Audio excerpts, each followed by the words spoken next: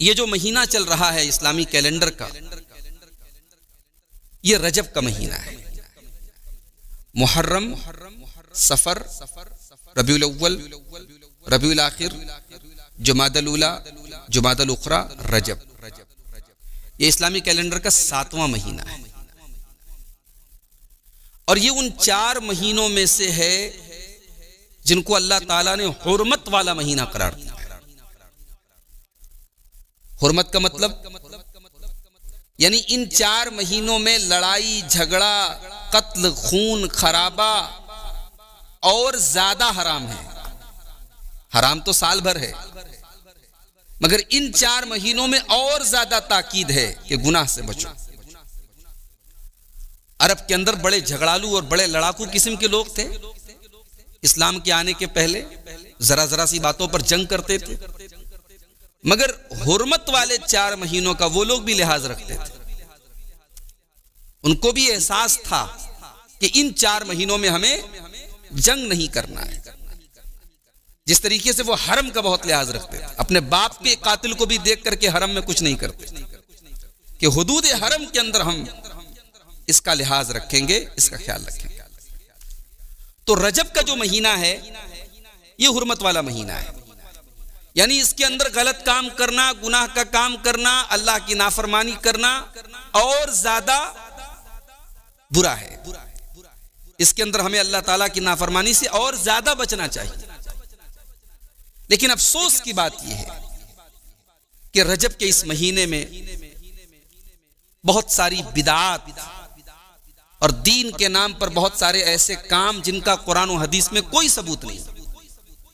مثال کے طور پر رجب کے پہلے جمعہ کو مغرب اور عشاء کے درمیان 12 رکعت ایک نماز پڑھی جاتی جس کو صلاۃ الرغائب کہا جاتا ہے، اور اس کی بڑی لمبی چوڑی فضیلتیں بیان کی جاتی ہیں، جبکہ وہ بالکل موضوع روایت ہے، من گھڑت روایت ہے، اور امت کا ایک بڑا طبقہ اس نماز کو پڑھ رہا ہے۔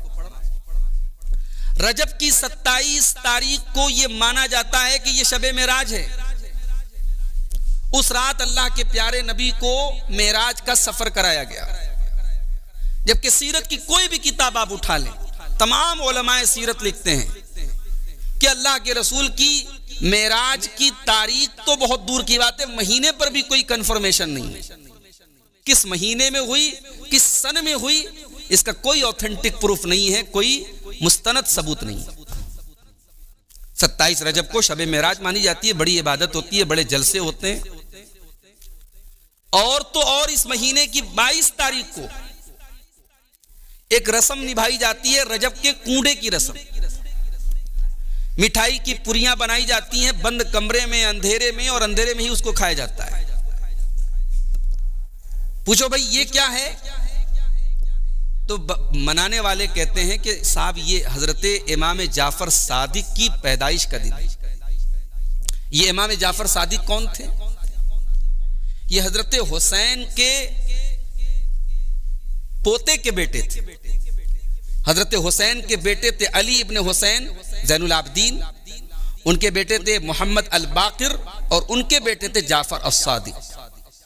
یہ حضرت حسین کے پوتے کے بیٹے تھے، پر پوتے کہہ سکتے ہیں ہم، پر پوتے تھے۔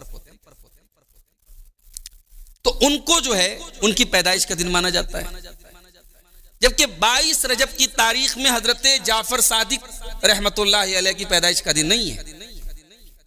یہ دن تو در حقیقت حضرت امیر معاویہ رضی اللہ تعالیٰ عنہ کی وفات کا دن ہے، اور امت کے اندر جو ایک طبقہ پیدا ہوا شیعہ کے نام سے، خوارج کے مقابلے میں روافض جو پیدا ہوئے، تو ان لوگوں نے حضرت معاویہ کی دشمنی میں ان کی وفات کے دن خوشی منانا شروع کیا، اور جس دور میں یہ خوشی منانا شروع کیا، چونکہ اہل سنت کی تعداد زیادہ تھی اور یہ کھل کر کے صحابہ کی دشمنی نہیں ظاہر کر سکتے تھے، شو کر سکتے تھے، تو انہوں نے اس کو نام دیا امام جعفر صادق کی پیدائش کا، جبکہ یہ حقیقت نہیں ہے، یہ حضرت معاویہ کی وفات کی تاریخ۔ تو میرے بھائی یہ جو بدعات ہوتی ہیں یہ تو اپنے آپ میں خود بہت غلط ہوتی ہیں، اور پھر اس مہینے میں جو حرمت والا مہینہ ہے، جو ان 4 مہینوں میں سے جن مہینوں کے بارے میں اللہ نے فرمایا فَلَا تَظْلِمُوا فِيهِنَّ أَنفُسَكُمْ، ان 4 مہینوں میں اپنے اوپر ظلم مت کرو۔ رجب کے مہینے میں بدعت ہو رہی. تو آج کی تقریر میں ہم یہ دیکھیں گے کہ بدعت کی اسلام میں کیا حیثیت ہے. بدعت کرنے والا کیا ثواب پائے گا یا عذاب پائے گا؟ اور پھر بدعت کے معاملے میں اللہ کے رسول کا قول کیا ہے، صحابہ کا موقف کیا ہے، صحابہ کے بعد جو تابعین تھے ان کا موقف کیا ہے. ہم انشاءاللہ ان تمام باتوں پر روشنی ڈالیں. بدعت کہتے کس کو ہیں؟ بدعت کہتے ہیں ہر اس کام کو جسے ثواب سمجھ کر کے، دین سمجھ کر کے کیا جائے اور اس کی اصل، اس کی بنیاد قرآن و حدیث میں نہ ہو، اس کو کہتے ہیں بدعت. اب بہت سارے لوگ دھوکہ دینے کے لیے کیا کہتے ہیں، صاحب یہ پنکھا بھی تو بدعت ہے، نبی کے دور میں نہیں تھا. یہ کارپیٹ بھی بدعت ہے، یہ نبی کے دور میں نہیں تھا. یہ پکی مسجدیں آپ بنا رہے ہیں، مینار بنا رہے ہیں، یہ تو نبی کے دور میں نہیں تھا. تو صاحب ہم یہ پنکھا ثواب حاصل کرنے کے لیے تھوڑی لگائے ہوئے. ایسا تھوڑی ہے کہ پنکھا ہے تو ثواب زیادہ ہے اور پنکھا نہیں تو ثواب کم ہے. ایسا تھوڑی ہے. کارپیٹ پہ نماز پڑھیں گے تو ثواب زیادہ ملے گا اور خالی زمین پہ پڑھیں گے تو کم ملے گا. ایسا تو نہیں ہے نا. یا مسجد میں مینار ہم نے لگایا تو ثواب کے لیے لگا، ٹھیک ہے، ایک پہچان ہے، ایک مسجد کی علامت ہے، ایک مسجد کے ڈیکوریشن کا ایک حصہ ہے، نہیں بھی ہوگا تو بھی چلے گا. بدعت اس عمل کو کہتے ہیں جسے ثواب اور دین سمجھ کے کیا جائے اور اس کی کوئی بنیاد نہ ہو کہ قرآن و حدیث میں. اب یہاں پہ ایک نقطہ اور یاد رکھیں، بدعت کا جو سب سے بڑا خطرہ ہے وہ کیا ہے؟ بدعتی جو ہوتا ہے وہ یہ سمجھ رہا ہے کہ صاحب میں تو اچھا کام کر رہا ہوں. ربیع الاول کا مہینہ آیا، بڑے جوش و خروش کے ساتھ نئے کپڑے پہن کے، عطر لگا کر کے وہ جلوس میں جا رہا ہے. وہ کوئی گناہ کا کام سمجھ کے جا رہا ہے، وہ تو ثواب سمجھ کے جا رہا ہے، وہ تو محبت رسول کا تقاضا سمجھ کے جا رہا ہے.